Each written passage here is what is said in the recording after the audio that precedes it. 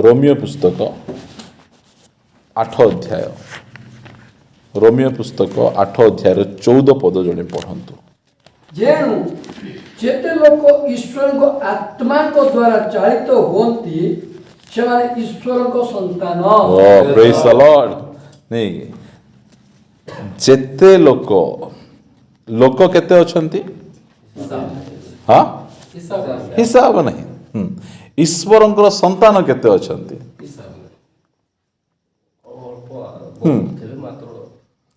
कम अछंती।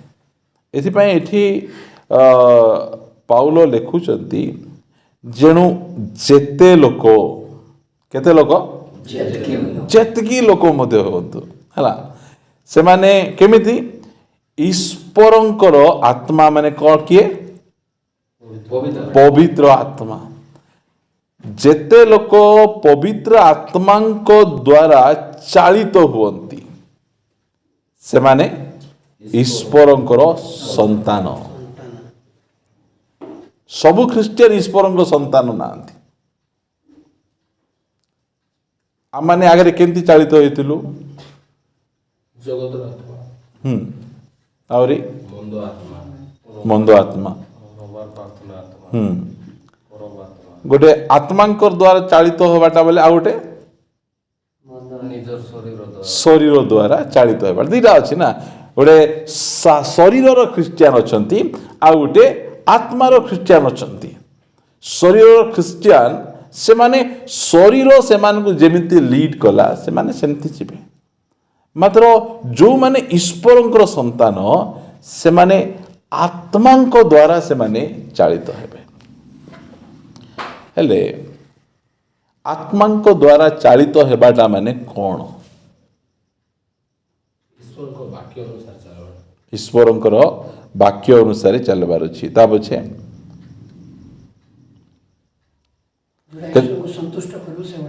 हाँ ईश्वर को संतुष्ट कला परी काम करवाटा माने जगत को परित्याग करी चलवाटा नहीं कि आम माने ईश्वर को संतान आम का द्वारा चालित होचु आम प्रभुंकर आत्मा द्वारा आम चालित होचु। हेले ईश्वरंकर आत्मा द्वारा चालित हेबाटा माने कौन आम जानवर आवश्यक रही नहीं कि ए पृथ्वी पृष्ठ रे प्रथम व्यक्ति किए जे कि ईश्वर आत्मा द्वारा चालित होते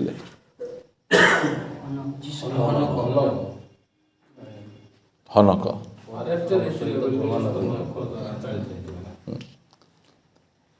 ए पृथ्वी पृष्ठ रे पवित्र आत्मा द्वारा चालित होइतिबा प्रथम व्यक्ति किए हनक बोले आपण मान कहले। हेले आपण माने हनकंकर पछे जाई परबे कि से पृथ्वी पृष्ठ रे आत्मा रे पूर्ण ही आत्मा द्वारा चालित होइतिबा प्रथम व्यक्ति यीशु ख्रीष्ट अटंती। आमको गोटे आदर्श दरकार जे आत्मा द्वारा किए चालित होउतिले तांकर लाइफ को आमे देखले आमे कौन करि परबा आमे आत्मा तांको परि आमे जीवन यापन कले आमे आत्मा द्वारा चालित हेबार अछि। आमे आमर आदर्श यीशु ख्रीष्ट ए पृथ्वी पृष्ठ रे से प्रथम व्यक्ति जे कि पवित्र आत्मा रे परिपूर्ण होई आत्मा तांको जेमिति लीड कले से सेमिति से चालुथिले से भाई आत्मा द्वारा चालित हेबार अर्थ कौन यीशु ख्रीष्टंकर पछरे पछरे चलबाटा सेटा आमको के जो आज आत्मा द्वारा चालित होई मुई प्रार्थना कली आंग प्रार्थना धर और बाइबल रो वाक्य धर मैच होची कि नाई भाई मते प्रभु मते गाइड कले आ आत्मा द्वारा चालित होई कि ना मु प्रचार कली हेले तुमर प्रचार और बाइबल रो शिक्षा मैच करूची कि आत्मा द्वारा से आमे ईश्वरंकर संतान आमे अटू आमे का द्वारा चालित होबार अछि शरीर द्वारा नहीं। आगे आमे शरीर द्वारा चालित होतला शरीर कहतला आज खाई दे आज पी दे ताकू टिके गाली कर दे कर दउथलु आमे नहीं ମାତ୍ର ଆତ୍ମାଙ୍କ ଦ୍ୱାରା ଚାଳିତ ହେଲା ପରେ ଆମେ କ'ଣ ଏବେ ଯେତେବେଳେ ଆମେ ଗୋଟେ ପାଣି ଭିତରକୁ ଯିବୁ, ଆମେ ପାଣି ଆମର ଆଣ୍ଠୁ ଯାଏଁ ଆସିଲେ ସେ ପାଣି ଆମକୁ ଭସେଇକା ନେଇପାରିବ କି? ଅଣ୍ଟା ଯାଏଁ ଆସିଲେ ନାଇଁ, ଏ ବେକ ଯାଏଁ ଆସିଲେ ମଧ୍ୟ ନେଇପାରିବ ନାହିଁ। କେତେବେଳେ ନେଇପାରିବ? ବୁଡ଼ି ଗଲା ପରେ ସେତେବେଳେ ଆହୁରି ଆମର କଣ୍ଟ୍ରୋଲ ନଥିବ, ପାଣି ଯୁଆଡ଼କୁ ଇଚ୍ଛା। ଆରେ ଭାଇ ତୁମେ କେମିତି ଏତେ ଉପବାସ କରିଦେଉଛ ଭାଇ? ପାଣିରେ ବୁଡ଼ିଛି, ସେ ପାଣି ମୋତେ ଭସଉଛି, ନହେଲେ ମୋ ପରି ଖାଇରାକେ ଉପବାସ କରିଥାନ୍ତା କି? ଏଇଟା ଆତ୍ମା ଆମକୁ ଚଲେଇବେ। କେତେ ଜଣ ଆଣ୍ଠୁ ଯାଏଁ ଅଛନ୍ତି, ଅଣ୍ଟା ଯାଏଁ ଅଛନ୍ତି, ମୁଁ ମଧ୍ୟ ଆତ୍ମାରେ ପରିପୂର୍ଣ୍ଣ, ଆତ୍ମା ପାଇଛି। ହଁ ପାଇଛ ଯେ ସେ ଚଲାଉଛନ୍ତି କି? ଆତ୍ମା ଗୋଟେ ବାଟେ ଯାଅ ବୋଲେ ତୁମେ ଆଉ ଗୋଟେ ବାଟେ ଯାଉଛ, ତୁମେ ଆତ୍ମାଙ୍କ ଦ୍ୱାରା ଚାଳିତ ନାହିଁ। ତେବେ ଆମେ ଆତ୍ମାଙ୍କର ଦ୍ୱାରା ଆମକୁ ଚାଳିତ ହେବାର ଅଛି। ଦେଖନ୍ତୁ, ଯୀଶୁଖ୍ରୀଷ୍ଟ ଏ ପୃଥିବୀ ପୃଷ୍ଠରେ କହିଥିବା ପ୍ରଥମ ୱାର୍ଡ କ'ଣ? ଫାଷ୍ଟ ୱାର୍ଡ ଯୋଉଟା ପ୍ରଭୁ ଯୀଶୁଖ୍ରୀଷ୍ଟ କହିଥିଲେ,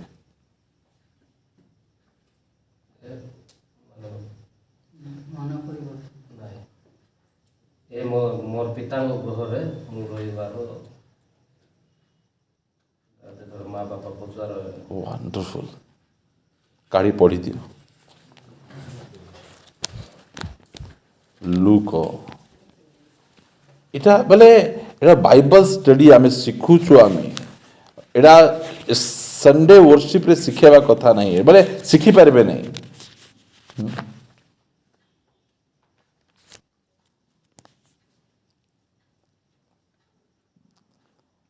ବୋଲେ ସେ ପୂର୍ବ ପଦରେ କ'ଣ କରି ଜଣା ନାହିଁ। 2 ଅଧ୍ୟାୟ, ଲୁକ 2 ଅଧ୍ୟାୟ। ଏଥିରେ ସେ ସେମାନଙ୍କୁ କହିଲେ, କାହିଁକି ତୁମେମାନେ ମୋତେ ଖୋଜୁଥିଲ? ମୋହର ପିତାଙ୍କ ଗୃହରେ ରହିବା ଯେ ମୋହର କର୍ତ୍ତବ୍ୟ, ଏହା କ'ଣ ଜାଣିନଥିଲ? ଏଇ ଯୋଉ ୱାର୍ଡ ଆମେ ଶିଖୁଛୁ, ଏଇଟା କ'ଣ? ମୋର ବାପାଙ୍କ ଗୃହ କୋଉଟା? ମନ୍ଦିର। ବାପାଙ୍କ ଘର କୋଉଟା? ଚର୍ଚ୍ଚ, ସହଭାଗିତା। ଏଇଟା କାହାର ଘର? ଏଇଟା ପରମେଶ୍ୱରଙ୍କ ଘର। କାହିଁକି ଏଇଟା ଆମର ବାପାଙ୍କର ଘର?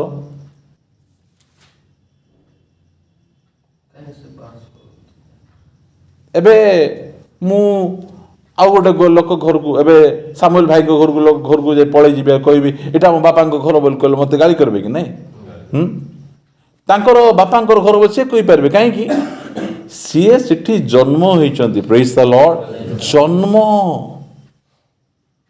ଆମେ ଚର୍ଚ୍ଚରେ ଆମେ ଜନ୍ମ ହେଇଛୁ। ଆମେ ସେଥିପାଇଁ କହୁଛୁ ଏଇଟା କ'ଣ? ଚର୍ଚ୍ଚ ଶିକ୍ଷାକୁ ବାଧୁଛି, ବାଧୁଛି। ଛାଡ଼ିକିନା କି ପାଇଁ ଯାଉନୁ?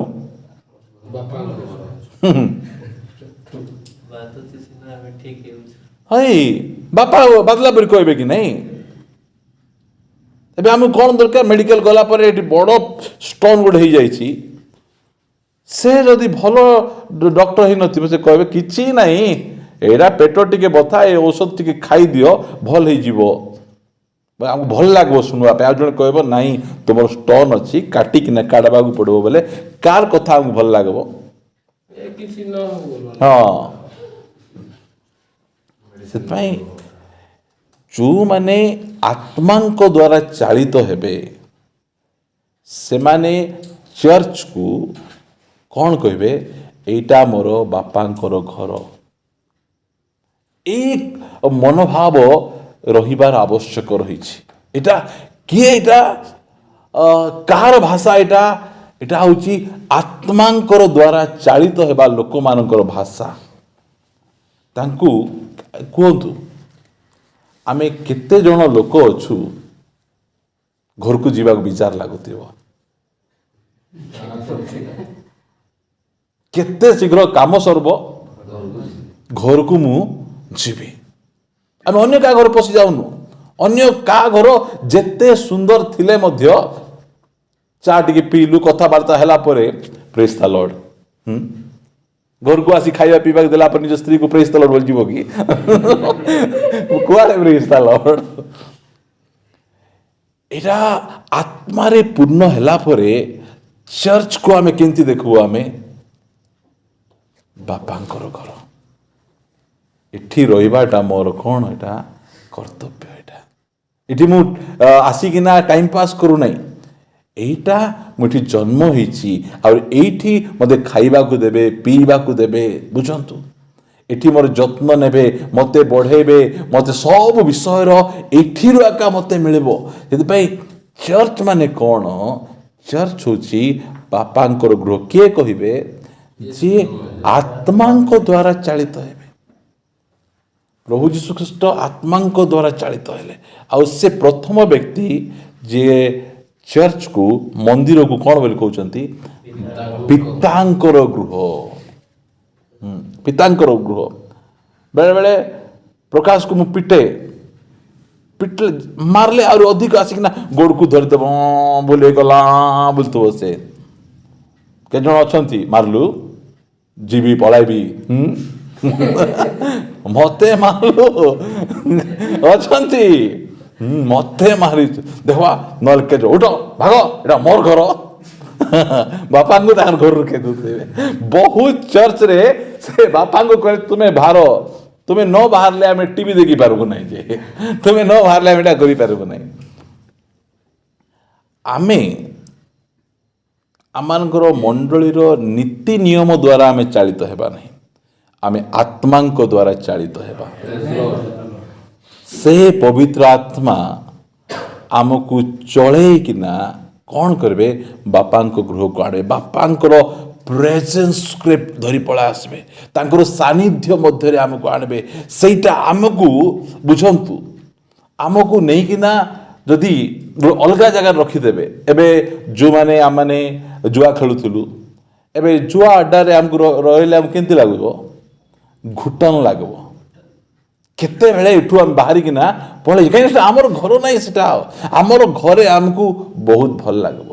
ଛୋଟ ଘର ଥାଉ, ପାଣି ଟିକେ ମଧ୍ୟ ଗଳୁଥାଉ, ପାଣି ଗଳୁଛି, ଏ ଘର ଛାଡ଼ିଦେବି, ସେ ଘରକୁ ଯିବି, କିଏ କହିବେ ନାହିଁ? ପାଣି ଗଳିଲେ ମଧ୍ୟ ସେ ଘରକୁ ଟିକେ ମରାମତି କରିକିନା ଏ ଘର ଆକା ଆମର ଘର ରହିବେ। ପ୍ରଭୁ ଯୀଶୁ ଖ୍ରୀଷ୍ଟ ଫାର୍ଷ୍ଟ ୱାର୍ଡ କହିଲେ ଏଇଟା ଆମର ବାପାଙ୍କର ଗୃହ। ସେଥିପାଇଁ ଏଇଟା ବୋଲେ ଏଇ ଯେଉଁ ଚାରି କାନ୍ଥ, ଏଇଟା ବାପାଙ୍କର ଗୃହ ନାହିଁ। ଏଇଟା ହେଉଛି ଚର୍ଚ୍ଚ ବିଲ୍ଡିଂ। ଚର୍ଚ୍ଚ ମାନେ କିଏ? ଆମେ। ଆଜି ଖ୍ରୀଷ୍ଟିଆନ ସମାଜର ସବୁଠୁ ବଡ଼ ଭୁଲ କ'ଣ? ବିଶ୍ୱାସୀମାନଙ୍କୁ ତିଆରି କରୁନାହାନ୍ତି ଚର୍ଚ୍ଚ ବିଲ୍ଡିଂ। ଗୋଟେ ଚର୍ଚ୍ଚ ତିଆରି କରିବା ପାଇଁ 150 ବର୍ଷ ପରେ ସେ ଚର୍ଚ୍ଚ କମ୍ପ୍ଲିଟ୍ ହେଲା। 150 ବର୍ଷ ଲାଗିଲା ଚର୍ଚ୍ଚ ତିଆରି କରିବା ପାଇଁ। ବିଶ୍ୱାସୀ ମାନେ ରେପ୍ଚରରେ ଯିବେ କି ନାହିଁ ଜଣା ନାହିଁ, ମାତ୍ର କମ୍ପିଟିସନ୍। ଆମର ଚର୍ଚ୍ଚରେ 2000 ଲୋକ ବସିପାରିବେ।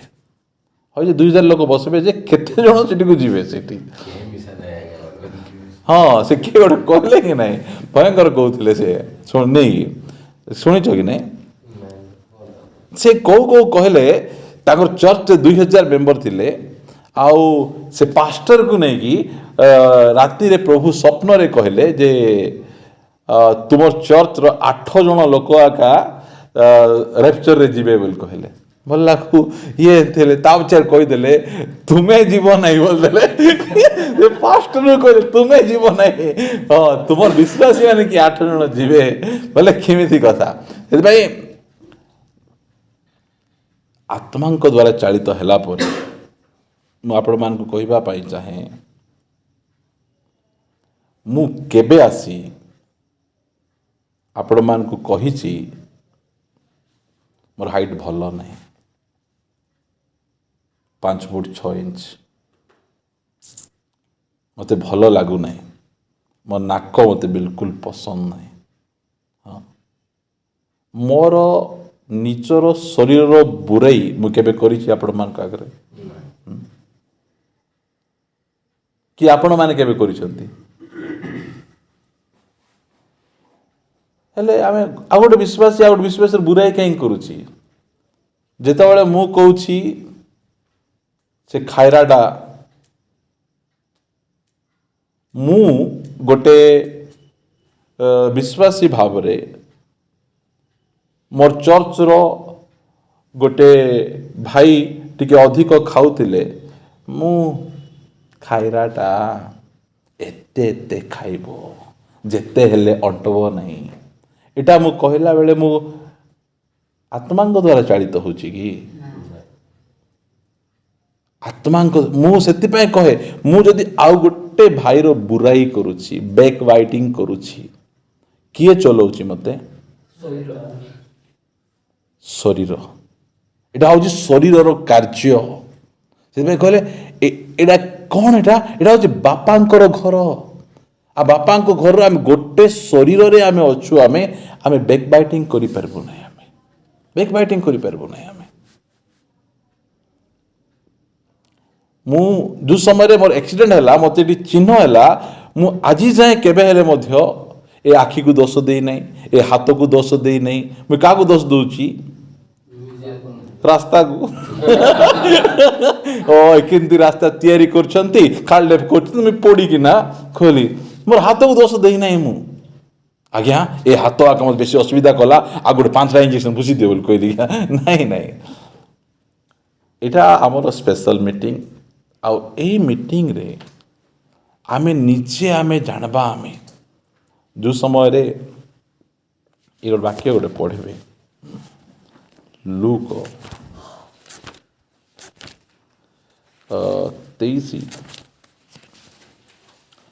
23:34 पद हाँ ସେତେବେଳେ ଯୀଶୁ କହିଲେ ପିତା ଏମାନଙ୍କୁ କ୍ଷମା କର କାରଣ ଏମାନେ କଣ କରୁଅଛନ୍ତି ତାହା ଜାଣନ୍ତି ओके ନାହିଁ सेती था ଆଉ हाँ सेती था भाई एटा काहे रे चालित होउछंती जड़े व्यक्ति पवित्र आत्मा रे चालित हेले से क्षमा देबे ना क्षमा देबे नहीं କ୍ଷମା ଦେବେ जो समय रे मु क्षमा दउछि पवित्र आत्मा रे चालित होउछि क्षमा दउ नहीं बोले शरीर रे मु चालुछि यीशु राति सारा अनिद्रा रखिचंती कि नहीं मुंडरे एमती घुड़ौथिले जड़े आसी गुबा मारी देकिना फिटेकिना को किए मारला बोल पचारुथिले किए दाढ़ी झिकुचंती किए छेप पकाउची किए कोड़ा मारुची से ऊपर टंगे देला पोरे एबे सीना टंगीची 3 दिन पर देखबी रे उठला परे के मारिच कोई भी आसी आसी जामा झड़ते मारबी ते कौन करुचंती क्रूस उपरे फर्स्ट काम करुचंती पिता गोटे कथा मते कुओ क्रूस चारिआडे से रोमियो सरकार और से जिहुदी माने लाइन हे भूल हे गला क्षमा करो बोल कहउतबे कि नहीं आत्मांक द्वारा चालित हेले क्षमा न मागले मध्य क्षमा देबा को पड़ुची प्रेज द लॉर्ड एटा होची स्पिरिट फिल लाइफ एटा मोर लाइफ जदि एमती हला मो स्त्री को मते क्षमा देबा पई केते समय लागबो मो स्त्री मते चापड़ा मारी छंती मोर मुहर थुंपी छंती जवाब टिके देले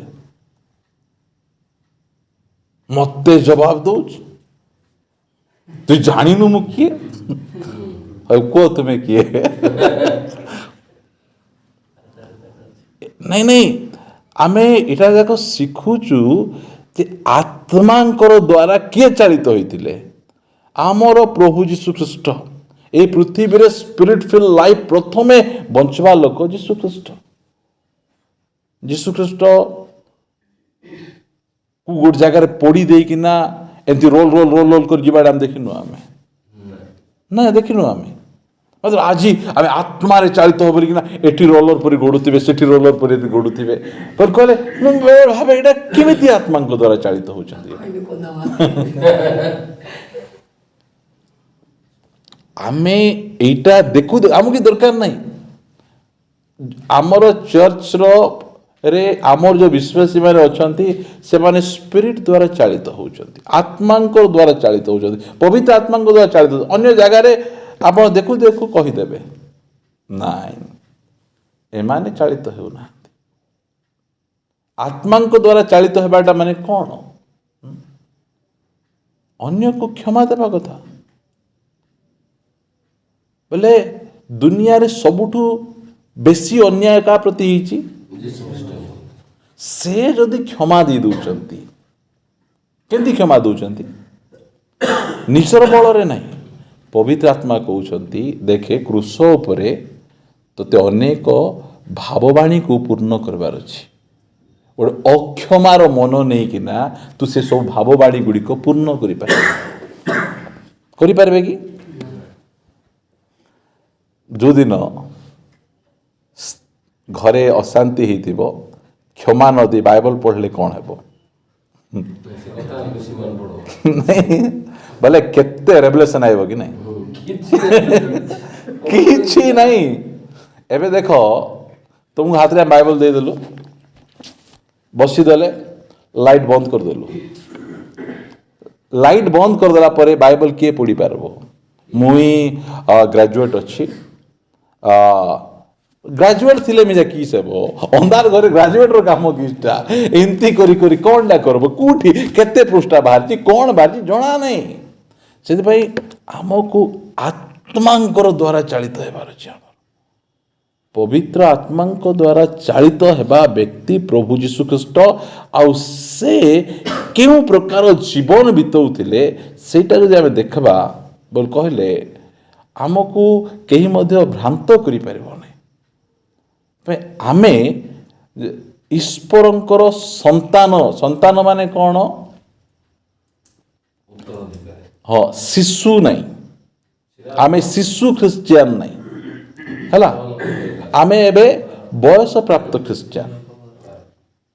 ଆମର ଯୋଉଟା ଜହନ 1:12-13 ଲେଖା ହେଇଛି ଯେ ଯେତେ ଲୋକ ତାହାଙ୍କ ଠାରେ ବିଶ୍ୱାସ କଲେ ସେମାନେ ଈଶ୍ୱରଙ୍କ ସନ୍ତାନ ବା ସନ୍ତାନ ମାନେ ଶିଶୁ ଛୋଟ ପିଲା। ମାତ୍ର ଶିଶୁ ଆତ୍ମାଙ୍କ ଦ୍ୱାରା ଚାଲିପାରିବ ନାହିଁ। ସେ ତାକୁ ବହି ବହିକିଆ ନେବାକୁ ପଡ଼ିବ। ମାତ୍ର ଆମେ ଏବେ ଧୀରେ ଧୀରେ ଆମେ ବଢ଼ୁଛୁ। ଆମ ବାବା ଆଗରେ ଆମକୁ 100 ଟଙ୍କା ମାଗିଲେ କ'ଣ ପାଇଁ ବୋଲି ପଚାରୁଥିଲେ। ଏବେ କହିଲେ ଏଇଟା ହେଉଛି ଲକରର ଚାବି ବୋଲି ଧରେଇଛନ୍ତି। ପ୍ରେଜ୍ ଦ ଲର୍ଡ। ଏବେ ସେଟା ଧରେଇଛନ୍ତି। ସେଟା ଆଗରେ ଦଉନଥିଲ ବାବା 100 ଟଙ୍କା ମିଶା, ଏବେ ଚାବି ଦଉଛ। তুই বড় হেলুনি মুই জানিছি এসবু ধন সম্পত্তি তোর আউরি এইটাকু তু অপব্যবহার করবু নাই, খরাপরে উড়াইবু নাই। জানি সে তো সান থিলু, তোতে 100 টঙ্কা মাগলে মধ্যে মু দৌনথিলি কারণ সেটা নেইকিনা তু অনাবনা খাই দিয়ে উড়াই দিয়া। এবে তু বড় হেলুনি। এবে আমি কেমিতি হেলুনি? আমি বড় হেলুনি। সেদিপাই আমকু কହୁଛନ୍ତି আত্মাঙ্ক দ্বারা আমকু চালবাকু পড়ব। আত্মাঙ্ক দ্বারা ন চাললে ଆପଣମାନେ ଉପବାସ କରିପାରିବେ ନାହିଁ। ଶରୀର ଦ୍ୱାରା ଚାଲିକିନା ଲୋକମାନେ ଉପବାସ କରିପାରୁନାହାନ୍ତି। ଆତ୍ମାଙ୍କର ଦ୍ୱାରା ଚାଲିବାଟା ଫାଷ୍ଟ ବିଷୟ ପ୍ରଭୁ ଯୀଶୁଖ୍ରୀଷ୍ଟ କହିଲେ ଯେ ଏଇଟା ମୋର ପିତାଙ୍କର ଗୃହ। ଏଇଟା ହେଉଛି ଆତ୍ମାଙ୍କ ଦ୍ୱାରା ଚାଲିବାର ସିମ୍ପଟମ୍ ଯାକ। ଆପଣମାନେ ରବାର ଆସିଲେ ହେବ ନାହିଁ କି? ମାତ୍ର ଆପଣମାନଙ୍କୁ ଆମେ କହୁନୁ ସବୁ ପ୍ରାର୍ଥନା ଆସ ବୋଲି, ମାତ୍ର ଜାଣିଦେଲେଣି। ହଁ, କୁହନ୍ତୁ ରାସ୍ତାରେ ଯାଉଥିବୁ, ଆମକୁ ଯଦି କିଏ ବିଡ୍ରେଇଲା ଆମେ କ'ଣ କରିବୁ? ସିଧା ବାପା ପାଖକୁ ଆଏ, ବାବା ଦୁନିଆର ଯାହା ବି ପ୍ରୋବ୍ଲେମ୍ ଆମର ଘଟୁଛି, ଯାହା ବି ହେଉଛି, ସବୁ ସମସ୍ୟାର ସମାଧାନ ବାପାଙ୍କ ଘରେ ଅଛି। ଧାଇଁ ପଳେଇ ଆସୁଛୁ। ଆମେ ଜାଣିଦେଲୁ, ଆମେ ପୁରା 100% ସିଓର ହେଲୁଣି ଆମର ଉନ୍ନତି, ଆମର ଆଶୀର୍ବାଦ ଆମର ଭବିଷ୍ୟତ ସେ ସବୁ ଯାକ ବାପାଙ୍କ ଘରେ ଏକା ଅଛି। ସେଥିପାଇଁ ଦିନ ସାରା ଇଆଡ଼େ ସିଆଡ଼େ ବୁଲୁଛୁ ଆଉ ରାତି ହେଲେ ସମୟ ହେଲେ ଟୁଚ୍ କିନା ଏଠିକୁ ଆମେ ପଳାଇ ଆସୁଛୁ। ଆମେ କାହିଁକି ସ୍ପିରିଟ୍ ଆମକୁ ଚଲାଉଛନ୍ତି କହିପାରିଥାନ୍ତୁ ଯେ ନାଇଁ ବହୁତ କାମ କରିଦେଇଛି, ହାଲିଆ ହେଇଯାଇଛି, ହାତ ଗୋଡ଼ ବଥଉଛି ବୋଲିକିନା ଘରେ ବସି ଦେଇ ପାରିଥାନ୍ତୁ। ମାତ୍ର ସେମିତି ଆମେ ବସୁନୁ କାହିଁକି? ଆମକୁ ଶରୀର ଚଲାଉ ନାହିଁ, ଆମକୁ ଆତ୍ମା ଚଲାଉଛନ୍ତି ଆତ୍ମା। ଏଇଟା ଆମର ଉଦ୍ଯୋଗ ନାହିଁ। ଆମେ ପାଣିରେ ବୁଡ଼ି ଯାଇଛୁ, ପ୍ରଭୁ କହି ତୁମେ ଯୁଆଡ଼େ ଭସେଇକି ନିଅ, ଭସେଇକି ଠିକ୍ ଜାଗାକୁ ସେ ଆମକୁ ନେଉଛନ୍ତି। ଆତ୍ମାଙ୍କ ଦ୍ୱାରା ଚାଳିତ। ଏଠି ଗୋଟେ ବାକ୍ୟ ପଢ଼ିବା ଏମିତି ଏଇଟା ଯେତେ ଏ ଯାକ ହେଉଛି ସେ ଲମ୍ବା ଟପିକ୍ ଯାକ। ଏଇଟା ଯେତେ ଆମେ ଏ ବିଷୟରେ କହିବା ସେତେ ଅଧିକ ଏଇଟା ଚାଲିବ। ଏଇଟା ଖାଲି ଏତିକି ଯେ କେହି ଆମକୁ ନ ଠକୁ ଯେ ଆତ୍ମାଙ୍କ ଦ୍ୱାରା ଚାଲିବାଟା ଏଇଟା ବୋଲିକିନା। ଜଣେ ଭୟଙ୍କର ଲବରା ହେଇଥିବ ହେଲା, ଆଉ ମୁଁ ଆତ୍ମାଙ୍କ ଦ୍ୱାରା ଚାଲୁଛି, ଯେ କୁ ଆତ୍ମା ହରେ ଲୋଭ ଥିବ। ଏବେ ଆମେ କାହା ଘରୁ କାମକୁ ଯାଉନୁ, ସମସ୍ତ ଘରୁ କାମକୁ ଯାଉଛୁ। ଏଇ ଶୈତାନ ନାତି ଥାଉଛି କି ନାହିଁ? ପକେଟରେ ଧୀରେ ପଶି ସୁଇଚ୍ ଅଫ୍ କରିଦେଲେ ହେବ ନାହିଁ କି? କୁଆଡ଼େ ଗଲା ରେପଚର ହେଇଗଲା ବୋଲି ତାଉ ଚାଳି ପ୍ରେସ୍ ଦ ଲର୍ଡ। ପ୍ରଭୁ ଯୋଗେଇଲେ। ଜାଣିଛନ୍ତି ନା ଗୋଟେ ସ୍ତ୍ରୀ ଲୋକ ସେ କନଭର୍ଟ ହେଇଛି ବୋଲି କହିଲେ, ଆଉ ସେ କ'ଣ କରିବେ? ଆଉ ତା ଘର କାମକୁ ଯାଉଥିଲେ, କାମକୁ ଯାଇ ସେଠୁ 100 ଟଙ୍କା 50 ଟଙ୍କା ଚୋରେଇକିନା ଆଣିଲା ପରେ ତାଙ୍କ 2ଟା ଝିଅ ଥିଲେ, ଆଉ କହୁଛନ୍ତି ପ୍ରଭୁ ଯୋଗେଇଲେ ବୋଲି। ଝିଅମାନଙ୍କୁ ଚୋରିକିନା ଆଣବ ତମେ, ଆଉ ପ୍ରଭୁ ଯୋଗେଇଲେ ବୋଲି। ମୂର୍ଚ୍ଛି ହେବ ନାହିଁ। ଆମେ ଭାବୁଛୁ ଯେ ମୂର୍ଚ୍ଛି ଦେବୁ, ଆମେ ମୂର୍ଚ୍ଛି ହେବ ନାହିଁ। ଲୋଭ ଥିବ। ଆମ ପାଖରେ ଗୋଟେ ସାଧାରଣ ଛୋଟିଆ ଫୋନ୍ ଥିବ, ଆମେ ଗୋଟେ ବଡ଼ ଫୋନ୍ ଦେଖିଲେ ଲୋଭ ହେବ କି ନାହିଁ? ନାଇଁବ। ମାତ୍ର ସେ ଆଣିବାକୁ ଶରୀର କହୁଥିବ ଯାଇକିନା ଆଣିଦେ, ମାତ୍ର ଆତ୍ମା କହୁଥିବ ସିଆଡ଼େ ଯିବା କଥା ନାହିଁ। ଏଇଟା ହେଉଛି ଆତ୍ମାଙ୍କ ଦ୍ୱାରା ଆମେ ଚାଲିବା କଥା। ଓକେ, ପଢ଼ିବା ମାର୍କ ପଢ଼ିବା 1 ଅଧ୍ୟାୟ। ବୋଲେ ଯୀଶୁଙ୍କର ଜୀବନକୁ ଏକା ଆମେ ସବୁବେଳେ ଦେଖିବାକୁ ପଡ଼ିବ। 1:35 ପାହାନ୍ତିଆ ସମୟରେ ଅନ୍ଧାର ଥାଉ ଥାଉ ସେ ଉଠି ବାହାରି ଗଲେ ଓ ଗୋଟିଏ ନିର୍ଜନ ସ୍ଥାନକୁ ଯାଇ ସେଠାରେ ପ୍ରାର୍ଥନା କରିବାକୁ ଲାଗିଲେ। ଏରା କାହା ଦ୍ୱାରା ଚାଳିତ ହେଉଛନ୍ତି? ଯେଉଁମାନେ ପ୍ରାର୍ଥନା କରୁନାହାନ୍ତି ସେମାନେ କାହା ଦ୍ୱାରା ଚାଳିତ ହେଉଛନ୍ତି? ଶରୀର। ଏବେ ଆମେ ନିଜେ ଜାଣିପାରିବା ଯେ ମୁଁ ଆତ୍ମାଙ୍କ ଦ୍ୱାରା ଚାଳିତ ହେଉଛି କି ଶରୀର ଦ୍ୱାରା ଚାଳିତ ହେଉଛି। ପାହାନ୍ତିଆ ଥାଉଣୁ ଶିଷ୍ୟମାନେ ଶୋଇଛନ୍ତି, ଆଉ ସେଇ ସ୍ଥାନରେ ସେଇ ରୁମ୍ ଭିତରେ ସେ ପ୍ରାର୍ଥନା କରିପାରିବେ ନାହିଁ। ଅନ୍ୟକୁ ଡିଷ୍ଟର୍ବ ହେଇଯିବ, ଜାଗା ନାହିଁ, ଛୋଟିଆ ଜାଗା। ସେ କ'ଣ କରୁଛନ୍ତି? ଅଲଗା ଜାଗାକୁ ଯାଉଛନ୍ତି। ବୋଲେ ଆତ୍ମାଙ୍କ ଦ୍ୱାରା ଚାଳିତ ହେବା ଲୋକମାନେ ପ୍ରାର୍ଥନାର ଭ୍ୟାଲ୍ୟୁକୁ ବୁଝିବେ। ସେମାନେ ପ୍ରାର୍ଥନା କେତେ ଜରୁରୀ। ଦୁନିଆରେ ସବୁଠାରୁ ବିଜି ବ୍ୟକ୍ତି କିଏ ଥିଲେ? ପ୍ରଭୁ ଯୀଶୁ ଖ୍ରୀଷ୍ଟ ଦୁନିଆର ସବୁଠାରୁ ବିଜି ବ୍ୟକ୍ତି। କହିଲେ ଟାଇମ୍ ନାହିଁ, ଆଜି ଟିକେ ପ୍ରାର୍ଥନା କରିପାରିବି ନାହିଁ। ଆତ୍ମାଙ୍କ ଦ୍ୱାରା ସେ ଚାଳିତ ହେଉଥିଲେ। ଯେଉଁ କାମ ଯେତେ ଥାଉ, ଫୋନ୍ଟାକୁ ଏରୋପ୍ଲେନ୍ ମୁଡ଼୍ରେ ଲଗେଇଲେ, ପ୍ରାର୍ଥନା କଲେ, ତାର କାମ ସରିଲା ପରେ ଫୋନ୍ଟା ସୁଇଚ୍ ଅନ୍ ହେଲା। ଏମିତି ପ୍ରାର୍ଥନା କରି କରି ଏମିତି ସିଷ୍ଟମ୍ ନାହିଁ। ଏଇଟା ଆତ୍ମାଙ୍କ ଦ୍ୱାରା ଏଇଟା ଚାଳିତ ହେବାର ଅଛି। ପ୍ରିୟ ପ୍ରଭୁଙ୍କ ଲୋକମାନେ, ପ୍ରାର୍ଥନା କେତେ ଇମ୍ପୋର୍ଟାଣ୍ଟ ଏଇଟା ପବିତ୍ର ଆତ୍ମା ଆମକୁ ଜଣେଇବେ। ପ୍ରାର୍ଥନା କରେ, ନହେଲେ ଆମେ ଶରୀର ଦ୍ୱାରା ଚାଳିତ ହେଲେ ଆମେ ପ୍ରାର୍ଥନା କରିପାରିବୁ ନାହିଁ। ସକାଳେ ଶୀଘ୍ର ଉଠିପାରିବୁ ଆମେ। ଆମକୁ ସୁବିଧା କ'ଣ ଜାଣିଛନ୍ତି ତ, ଉଠିଲୁ ଦାନ୍ତ ଘଷିଲୁ ନାହିଁ, 1 2 ଗଲୁ ନାହିଁ, ସେ ଯେଉଁ କମ୍ବଳ ପୁରା ମୁଲାୟମ କମ୍ବଳ ଥାଉଛି ନାହିଁ କି, ସେ ଭିତରେ ରହିକିନା ମିଶା ପ୍ରାର୍ଥନା କଲେ ଆମର ସ୍ୱର୍ଗର ପରମେଶ୍ୱର ଶୁଣନ୍ତି। ସେଟା ମିଶା କରୁନୁ। ଏମିତି ସୁବିଧା କାହାକୁ ଅଛି କୁହନ୍ତୁ? ସେଇ କମ୍ବଳ ଭିତରେ ଗୁଡ଼େ ହେଇ ପ୍ରଭୁ ମୁଁ ତୁମକୁ ଧନ୍ୟବାଦ ଦେଉଛି, କିଛି ନାହିଁ, ନିଜର ଫ୍ୟାମିଲି ପାଇଁ ପ୍ରାର୍ଥନା କର। ବୋଲେ ଯୀଶୁଖ୍ରୀଷ୍ଟଙ୍କ ଜୀବନକୁ ମୁଁ ଏଥିପାଇଁ ଦେଖାଉଛି, ସେ ଆତ୍ମାଙ୍କ ଦ୍ୱାରା ଚାଳିତ ହୋଇକିନା ସକାଳେ ଉଠିକିନା ଯାଉଛନ୍ତି। ଯୀଶୁଖ୍ରୀଷ୍ଟଙ୍କର ପ୍ରାର୍ଥନା ବିଷୟରେ ବାଇବଲରେ ବହୁତ ଲେଖା ହେଇଛି, ବହୁତ ଲେଖା ହେଇଛି। ଯେଉଁମାନେ ଆତ୍ମାଙ୍କ ଦ୍ୱାରା ଚାଳିତ ହେବେ ସେମାନଙ୍କୁ ଚର୍ଚ୍ଚ ସହଭାଗିତା ବିଜାର ଲାଗିବ ନାହିଁ। କ'ଣ ଲାଗିବ? ବାପାଙ୍କର ଘର ଯିବି, ଆଜି ସେ ଭାଇଙ୍କ ସହିତ ମିଶିବି, ଆଜି ବି ଗୋଟେ ଗୀତ ଗାଇବି, ଆଜି ବି ପ୍ରଭୁଙ୍କର ଧନ୍ୟବାଦ ଦେବି। ସେଇଟା ଆମର ସାକ୍ଷ୍ୟ କ'ଣ? ଆଜି ଆସିବାକୁ ଇଚ୍ଛା ନଥିଲା, ସେ ଠେଲି ଠେଲିକିନା ଆଣିଲେ। ସତ କଥା କୁହନ୍ତୁ, ମୁଁ ମଧ୍ୟ କହୁଛି, ଆମକୁ ମଧ୍ୟ ଇଚ୍ଛା ନଥାଉଛି।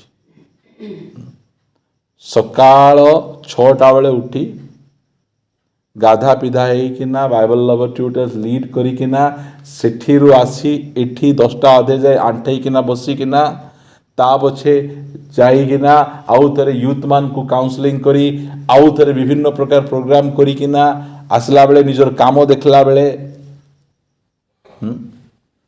ଆମେ ଥକୁନୁ କି? ଆମକୁ ମଧ୍ୟ ଇଚ୍ଛା ନାହିଁ କି? ଆମକୁ ମଧ୍ୟ ଟିକେ ଇଚ୍ଛା ଆକା ଆଜି ତ ଜୁମ୍ ନାହିଁ, ଟିକେ ହାତ ଗୋଡ଼ ଲମ୍ବେଇବା ବୋଲିକିନା ନାହିଁ।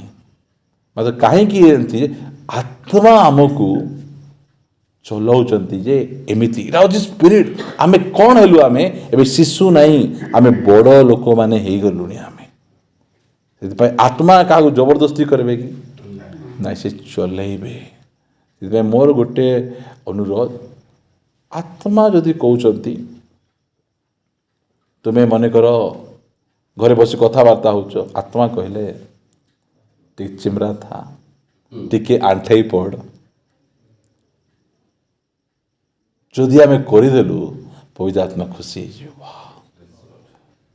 ମୋର କଥାରେ ଚାଲୁଛି, ମୁଁ ଟିକେ ହିଣ୍ଟସ୍ ଆକା ଦେଲି, ମନ ଭିତରେ ଚାଲୁଛି, ଆକୁ ଆହୁରି ଚଲେଇବି। ପ୍ରେଜ୍ ଦ ଲର୍ଡ, ଆହୁରି ଚଲେଇବି। ସେଥିପାଇଁ ଆମେ ସନ୍ତାନ ଯାକ ଏଇଟାକୁ ଆଉ ଥରେ ଆପଣମାନେ ମେଡିଟେଟ୍ କରିବେ ଯେ ଯୀଶୁଖ୍ରୀଷ୍ଟଙ୍କ ଲାଇଫକୁ ଦେଖିବେ, କିଏ ଆମକୁ ନ ଠକୁ ଯେ ମୁଁ ଆତ୍ମାଙ୍କ ଦ୍ୱାରା ଚାଲୁଛି। ତ ତାର ଜୀବନଶୈଳୀ ଯୀଶୁଖ୍ରୀଷ୍ଟଙ୍କର ଜୀବନଶୈଳୀ ତ ମ୍ୟାଚ୍ କରୁନାହିଁ, ତାହେଲେ ଆମେ କୌଣସି ପ୍ରକାର ଭାବରେ ଆତ୍ମାଙ୍କ ଦ୍ୱାରା ଚାଲୁଛନ୍ତି ବୋଲି ଆମେ କହିପାରିବା ନାହିଁ।